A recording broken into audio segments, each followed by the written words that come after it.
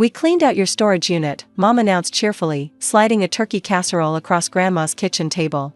Donated all that old medical junk to the church fundraiser last weekend. I felt the blood drain from my face as Dad proudly showed me the tax receipt, $2,400 estimated value for miscellaneous laboratory supplies. What they just donated wasn't worth $2,400. It was worth $4.2 million, contained 17 classified pathogen samples, and was currently being tracked by 3 federal agencies who were probably already aware it had moved. You did what? My voice came out as a whisper. Mom beamed at me like she'd just solved all my problems. Honestly, Vivian, you should be thanking us. That unit was costing you $340 a month, and you haven't visited it in over a year. Your father and I decided enough was enough. I hadn't visited it because I wasn't supposed to. That storage unit was a designated secondary containment facility, registered with the CDC's Division of Select Agents and Toxins. The old medical junk inside included cryogenic preservation systems, biosafety transport containers, and samples from my research that required Level 3 containment protocols. My hands started shaking as I pulled out my phone. Who did you donate it to? I asked, trying to keep my voice steady. Exactly. I need the exact name of the organization. Dad waved his hand dismissively. Some charity drive at St. Matthew's. They were thrilled to get it. Said they'd auction off the big equipment and sell the smaller stuff at their rummage sale. He chuckled. Can you imagine? Someone's going to get a great deal on all those fancy refrigerators of yours. Fancy refrigerators. He meant the cryogenic storage units that maintain samples at -80 degrees Celsius. Samples that, if they reached room temperature, could potentially. I couldn't even finish the thought. When? I demanded. When exactly did you do this? Mom's smile faltered slightly at my tone. Last Saturday. Vivian, what's wrong with you? We did you a favor. You're always so busy with your little research job, we figured, my little research job. I laughed, but there was no humor in it. Mom, I'm a principal investigator at the National Institute of Allergy and Infectious Diseases. I work directly with the CDC on pathogen research. That equipment wasn't mine to give away. It belongs to the federal government. The kitchen went silent. Grandma stopped stirring her gravy. My brother Marcus, who'd been scrolling through his phone at the counter, looked up with sudden interest. Even my niece Emma, only 7 years old, seemed to sense the shift in atmosphere. Well, Dad said slowly, if it belonged to the government, why was it in a storage unit with your name on it? Because I'm the registered custodian. I'm legally responsible for maintaining chain of custody. There are protocols, documentation, security clearances. I stopped myself, realizing I was wasting precious time. I need to make some calls. Now. I stepped out onto Grandma's back porch, my fingers already dialing Dr. Patricia Okonkwo, my department head. The November air in Minnesota bit through my sweater, but I barely noticed. My entire career, possibly my freedom, was hanging by a thread. Vivian? Patricia's voice was surprised. It's Thanksgiving. Is everything? We have a containment breach, I said flatly. My parents donated the secondary storage facility contents to a church charity sale. Everything. The cryogenics, the transport cases, the samples. Silence. Then, please tell me you're joking. I wish I was. The Marburg samples? All of it, Patricia. I don't know what's been sold, what's been opened, what's been exposed to ambient temperature. I just found out 30 seconds ago. I heard her exhale sharply. I'm calling the director. Stay on the line. The next 20 minutes were a blur of phone calls, emergency protocols being activated, and me answering the same questions over and over. Where was the storage unit? Which church? What was the timeline? Could I provide the complete inventory list? When I finally went back inside, my family was sitting around the table in uncomfortable silence. They'd clearly been discussing me. Vivian, Mom started, her voice now carrying a defensive edge. I don't appreciate being spoken to like I'm some kind of criminal. We were trying to help. How were we supposed to know? How were you supposed to know? I stared at her incredulously. Maybe because the unit had federal security seals on it? Maybe because I never once asked you to clean it out? Maybe because you broke into my private storage without permission? We didn't break in, Dad protested. We're on the access list. You added us years ago in case of emergency. He was right.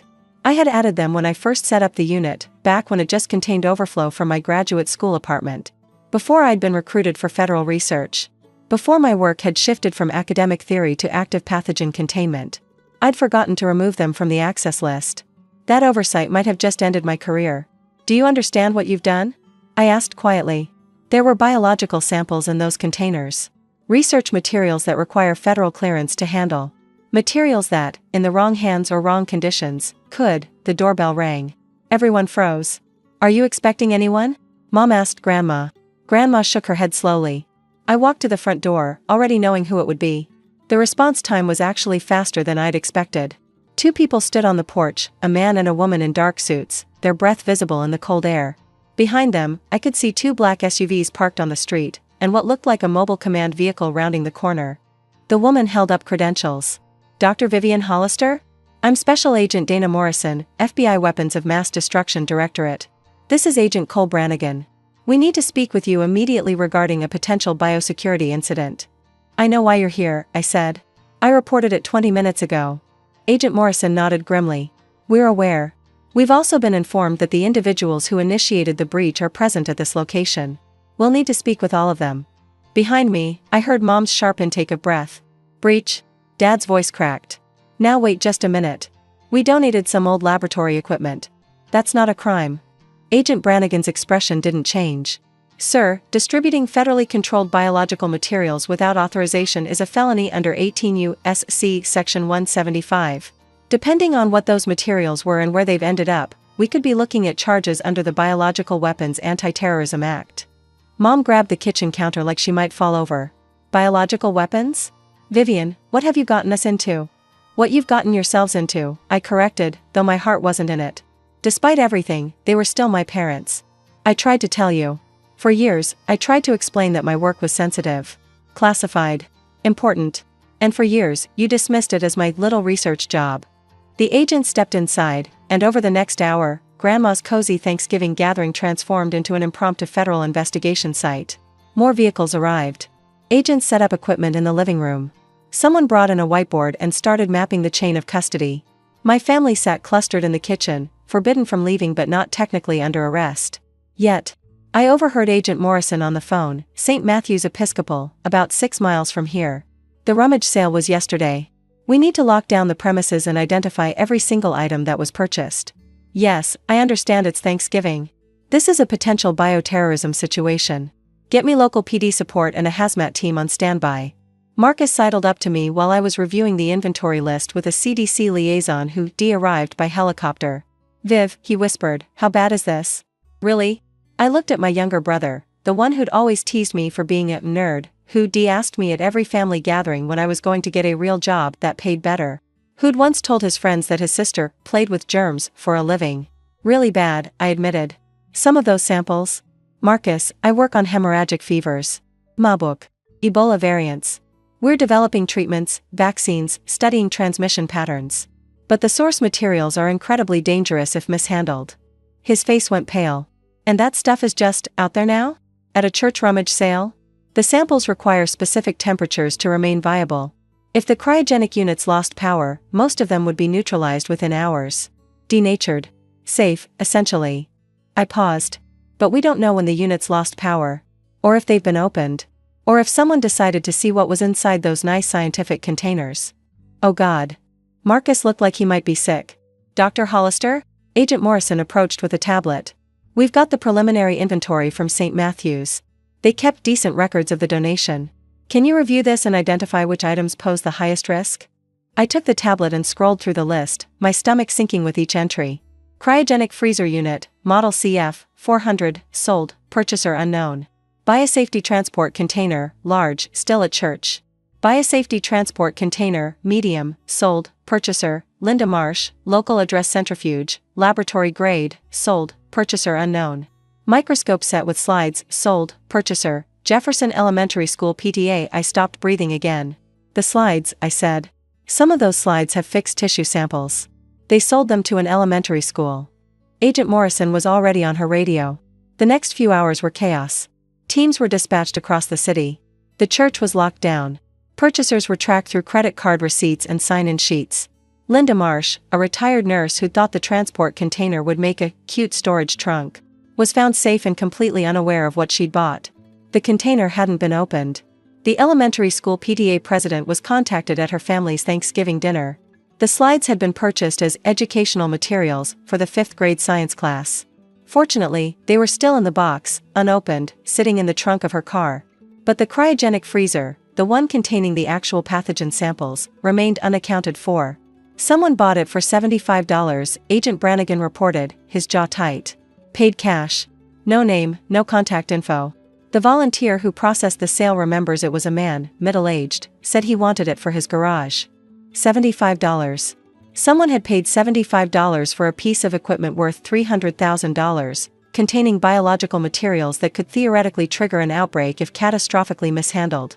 My mother, who had been sitting in stunned silence for hours, finally spoke up. "I remember him," she said quietly. "I was there when he bought it.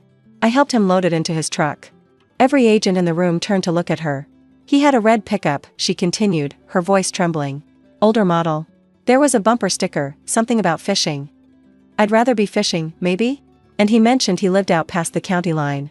Said the freezer would be perfect for storing his deer meat after hunting season." Agent Morrison was already directing teams. Red pickup, fishing bumper sticker, rural address past county line, likely a hunter. Cross-reference with registered vehicles in the area. Now. Dad looked at Mom with something like wonder. "Martha, that's actually helpful."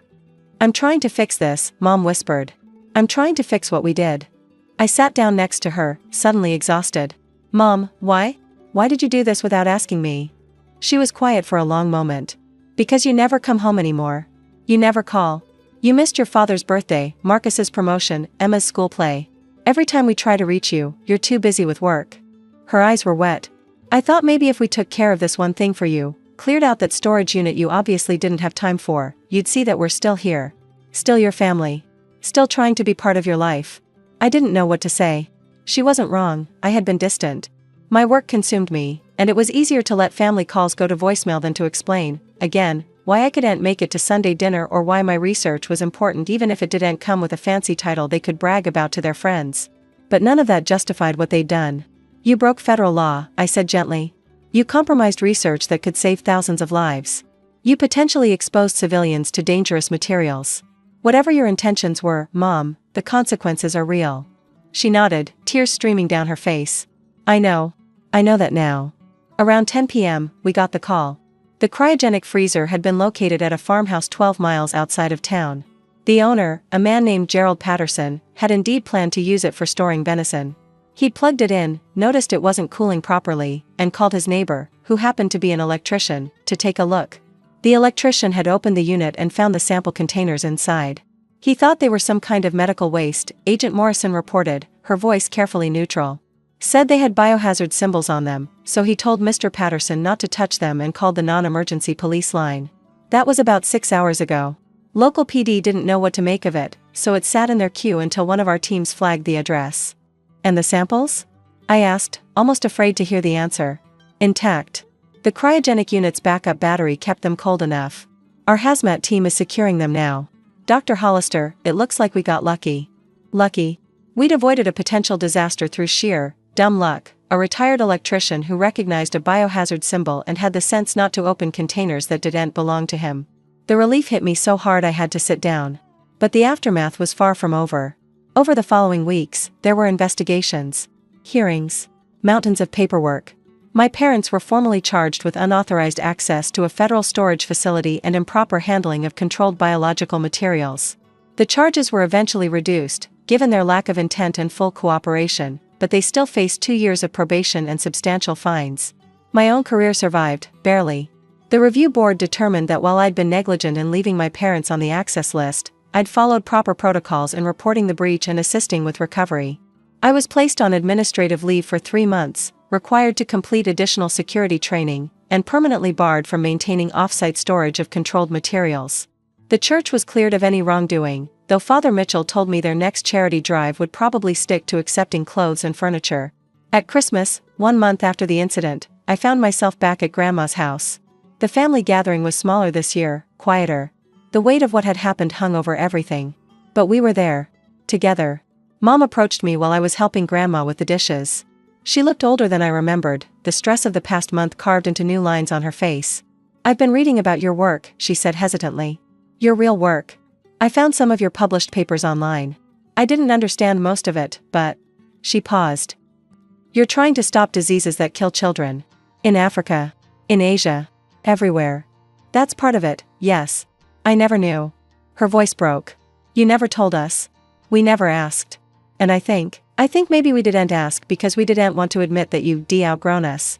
That your life had become something we couldn't understand or be part of. I set down the dish I was drying. Mom, you're always part of my life. Even when I'm terrible at showing it.